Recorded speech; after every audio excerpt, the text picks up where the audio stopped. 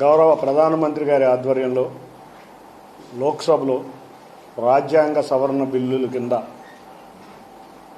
మహిళా బిల్లు, అంతేకాకుండా కాన్స్టిట్యున్సీని పెంచే విధంగా బిల్లులు రెండు కూడా రాజ్యాంగ సవరణను చేసే విధంగా లోక్సభలో రాజ్యసభలో ప్రవేశపెడుతున్నారు.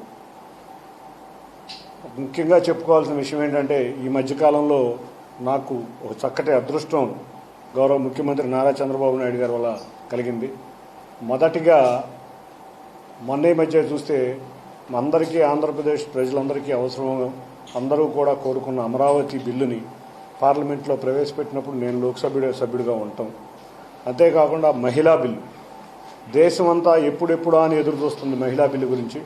ఆ మహిళా బిల్లు కూడా రేపు రాబోవటం, ఆ వచ్చే మహిళా బిల్లుని మేమందరం కూడా యునానిమస్గా గెలిపించబోతున్నాం. ఇది దేశం యొక్క పురోగతికి నిజంగా ఒక తార్కాణం. చూస్తే మహిళా బిల్లులో